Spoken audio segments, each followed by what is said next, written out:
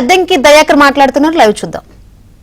TRS లో అక్రమాలు చేసి ఇలా బీజేపీకి పోయిన పరిస్థితి ఉన్నది. ఇలా మరి ఈటల రాజేందర్ గారిని బీజేపీ కాపాడుతుందా, బీఆర్ఎస్ కాపాడుతుందా? కాబట్టి ఇలా తప్పు చేసి కొంతమంది అంటున్నారు కేసీఆర్ని జైలుకి పంపించడానికే మీరు ఇదంతా ప్రయత్నం చేస్తున్నారు, కేసీఆర్ని అరెస్ట్ చేయడానికే కొంతమంది చేస్తున్నారు అని అంటే మరి తప్పు చేస్తే వదిలేద్దామా?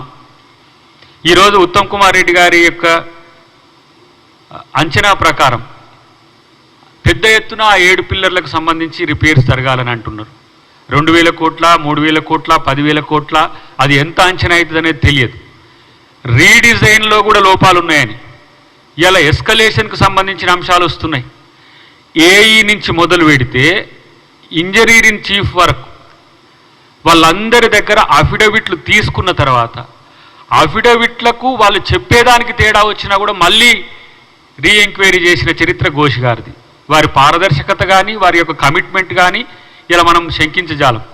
ఒక ఆయన అంటున్నాడు ఇప్పుడే, నేను ఒక ఏదో డిబేట్లో ఉంటే, మీరు పవర్ మీద కూడా ఇట్లే కమిషన్ వేసిండ్రు, కేసీఆర్ గారు ఒక లేఖ రాస్తే మొత్తం దాని పని అయిపోయింది, ఇప్పుడు దీనికి కూడా ఒక లేఖ రాసేస్తే అయిపోద్ది అంటే, లేఖే రాసుకో లేకపోతే నువ్వేమైనా చేసుకో. నువ్వు తప్పు చేస్తే నువ్వు అమెరికాకు పోయినా లేకపోతే ఇంకెక్కడికి పోయినా సరే ముద్దాయి అయి ఉంటే, తప్పు చేసి ఉంటే ఎవరైనా జైలుకు పోవాల్సిందే. ఏదో కేసీఆర్ గారు ఏదో తప్పు చేయనట్టు, ఇలా తప్పు చేయని దానికి ఏదో రేవంత్ రెడ్డి గారు లేకపోతే కాంగ్రెస్ ప్రభుత్వం ఏదో వాళ్ళ మీద కక్ష సాధింపు చేసినట్టు చేస్తే లక్షల కోట్ల రూపాయల ఎస్టిమేషన్స్ అవన్నీ కూడా ఇలా. ఎందుకంటే పాలమూరు రంగారెడ్డి కానీ కాళేశ్వరం కానీ ఇతరాత్ర ప్యాకేజెస్కు సంబంధించిన అంశంలో వాళ్ళు ఖర్చు చేసింది 1,00,000 కోట్లు కావచ్చు కాక, మొత్తం వాళ్ళు ప్రాజెక్టుల కొరకు ఎస్టిమేషన్స్ చూడండి 2-3 లక్షల కోట్లకు మొత్తం పూర్తి స్థాయిలో తెలంగాణలో మొత్తం రీడిజైన్ పేరుతో ఇలా కేసీఆర్ తాను పాలిస్తున్న రోజుల్లోనే మొత్తం రీడిజైన్ జరగాలని చెప్పి ఒక ఉద్దేశపూర్వకమైన, ఒక రకంగా చెప్పాలంటే ఒక పెద్ద ఆయన ఇప్పుడే అంటున్నాడు,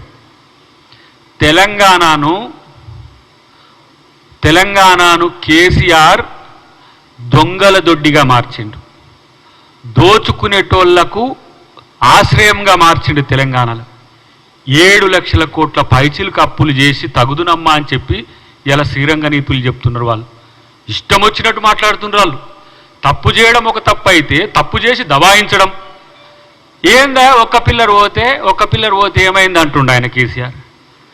3 సంవత్సరాలనే ఒక్క పిల్లర్ పోతే అంటే ఇలా నాగార్జున సాగర్ ఒక్క పిల్లర్ ఎందుకు పోలే, శ్రీశైలం ఎందుకు ఒక్క పిల్లర్ పోలే? ఇలా మేము కట్టిన ప్రాజెక్టులు సుదీర్ఘకాలంగా ఈ రాష్ట్రంలో మనుగడలో ఉన్నాయి కదా.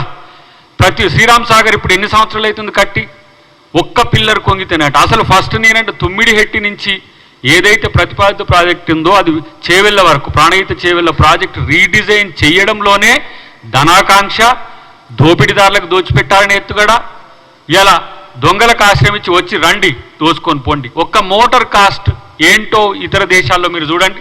లిఫ్ట్కు సంబంధించి కన్నేపల్లి పంపు హౌస్ ఎందుకు ఇలా మునిగిపోయింది అంటే, మునిగిపోతుంది అప్పుడప్పుడు నీళ్ళు ఎక్కువ వస్తే ప్రకృతి వైపరీత్యం అని అంటారు. మరి ప్రకృతి వైపరీత్యం వస్తే శ్రీశైలంలో ఇలా దిగువ భాగంలో ఉన్న పవర్ హౌస్లో బ్లాస్ట్ అయింది తప్పితే అది ఇంకా మళ్ళీ నడుస్తూనే ఉంది కదా. ఇలా కన్నేపల్లి పంప్ హౌస్ ఎందుకు మళ్ళీ నడవలేకపోతున్నది? క్రస్ట్ లెవెల్లో ఉన్న అంశాలన్నీ తెలియకుండా ఈయనే ఇంజనీర్ అయ్యి ఇప్పుడు లేవా? మన మీడియా మిత్రులు తీయండి, నా మెదడు రక్తం పెట్టినా ఏం మాట్లాడతారు? పనికి రానోడు, పనికి వచ్చినోడు, తెలిసినోడు, తెలియనోడు. మరి అలా ఇంజనీరింగ్ చీఫ్ కేసీఆరే. కాళేశ్వరరావు అన్నాడు గతంలో ఒక గవర్నర్ గారు, ఏం పేరు ఆయన పేరు,